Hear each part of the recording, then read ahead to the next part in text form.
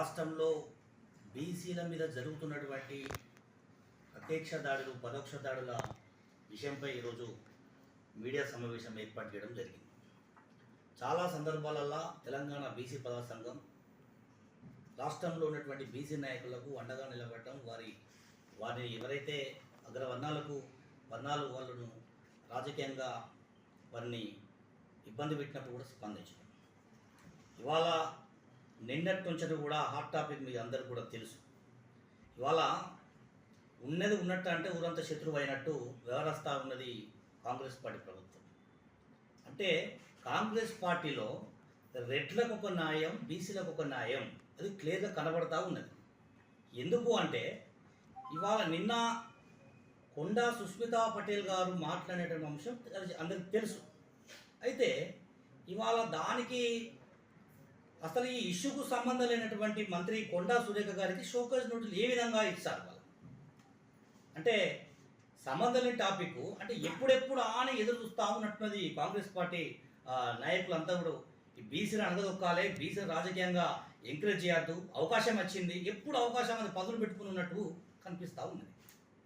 గతంలో రాజగోపాల్ రెడ్డి చాలా సందర్భాలలో ముఖ్యమంత్రి ఏమో సుస్మితా పటేల్ ఎక్కువ తిట్టలే కదా.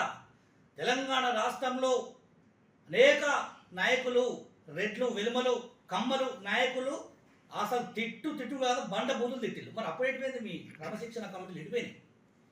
ఇవాళ రాజగోపాల్ రెడ్డి డైరెక్ట్గా తిట్టబట్టే మీడియా ముంగట ఎందుకు ఇతరమైనకు రెడ్లనా 24 గంటలు కాకముందుకే కొండా సురేఖ గారికి షోకాజ్ నోటీసులు ఏ విధంగా ఇలా ఇచ్చిల్లని చెప్పి అడుగుతా ఉన్నాం మల్లు రవిని కూడా. ఇవాళ గతంలో చాలా సందర్భాలలో చెప్పినాం, ఆమె మంత్రి అయిన కానుంచని కంట్లో పెట్టుకొని ప్రతి అంశంలో కూడా ఎప్పుడు అనగదొక్కుదామా అని ఎదురు చూస్తారు. ఇంత దుర్మార్గం అనేది బీసీ మహిళల మీద ఇంత కుట్రపూరితమైనటువంటి రాజకీయము అంత అవసరం అని చెప్పి సందర్భంగా తెలియజేస్తా ఉన్నాం. కోపం రాదా మరి?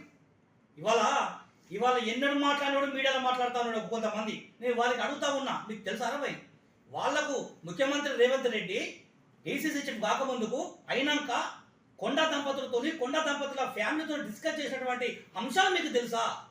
తెలియదు. ఏదత్తా నోటి కాదు మీరు మాట్లాడుతూ ఉన్నారు. గతంలో నేను పీసీసీ ప్రెసిడెంట్ అయిన తర్వాత అక్కడికి వాళ్ళ ఇంటికి పోయిన తర్వాత దేవాదాయ శాఖ మంత్రి ఉంటుంది ఆమె కొండా సురేఖ గారు. మొన్న ములుగు పోయినా మరి ఇప్పుడు ప్రోటోకాల్ ఏది? దేవాదాయ శాఖ పనులకు, దేవాదాయ అభివృద్ధి పనులకు ఎందుకో పిలవలేదు, అవమానించినట్టు కదా. అది కోపం రాదు అట్లా?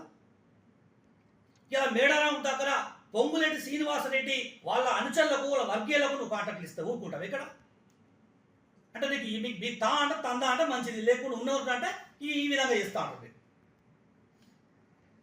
బీసీ నాయకుల మీద, బీసీ మహిళా నాయకుల మీద ఏది పడుతుంది? ఇలా పొద్దున్న ఛానల్ బాగా ముచ్చుకుంటున్నాయి, బాగా కొన్ని రెడ్ల ఛానల్ బాగా కమ్మక్కాయి, ఇక దొరికింది కదా అని చెప్పి పొద్దున్న చేసి స్కోరింగ్ ఇస్తారు. నర్సంపేటలో, వరంగల్ జిల్లా నర్సంపేటలో విద్యార్థులకు పరీక్షలు పెట్టక అసలు స్టూడెంట్స్ మొత్తం ధర్నాలు చేస్తారు, రాస్తారోకలు చేస్తారు. గాబెట్టి ఎందుకో ఇస్తలేరు, ఎందుకో అవి పేపర్ టీవీలలో పెద్ద స్కోరింగ్లు బ్రేకింగ్ న్యూస్ ఎందుకో రాస్తలేరు టీవీలు. ఎందుకో ఇవాళ బీసీ మహిళ కాబట్టి ఇలా రెడ్ల వేమ ఛానల్ మొత్తం కమ్మక్కై మొత్తం ఈ విధంగా చేస్తారు. ఏది ఏమైనా కూడా మాట తప్పిండు కాబట్టిగా ఆమె ఆ విధంగా మాట్లాడింది. అదేవిధంగా ఇచ్చిన మాట నిలబెట్టుకొని బీసీల పక్షాన ప్రభుత్వం ఉండాలి. ఇలా అదేవిధంగా వర్ధనపేట శాసనసభ్యులు పెద్దలు గౌరవనీయులు కేఆర్ నారాయణ, మరి మీకు తెలియదు, నువ్వు కాలికోటికి సరిపోతుంది ఏ లెక్కలో మాట్లాడతావు? అంటే ఒక బీసీ మహిళ నువ్వు రెడ్డి సామాజిక వర్గం చెందిన కాలికోటికి సరిపోదా? తెలంగాణలో కొండా కుటుంబం అనేక నియోజకవర్గాలలో వాళ్ళ మార్పు ఉన్నది. తెలంగాణ ప్రభుత్వం ఏర్పడడానికి కొండా కుటుంబ సభ్యుల పాత్ర ఉన్నది, మర్చిపోవద్దని చెప్పి సందర్భంగా తెలియజేస్తా ఉన్నాం. కొండా దంపతులు బీసీ నాయకులు, బీసీ ఓట్లతో గెలిచినటువంటి తెలంగాణ కాంగ్రెస్ పార్టీ ఇలా బీసీల ఓట్లు ఎత్తే బీసీల రక్తం కష్టం చేస్తేనే ఇలా ఏర్పడ్డది బడుగు బలహీన వర్గాలు, ఎస్సీలు కానీ, ఎస్టీలు కానీ, బీసీలు కానీ, మైనార్టీలు కానీ.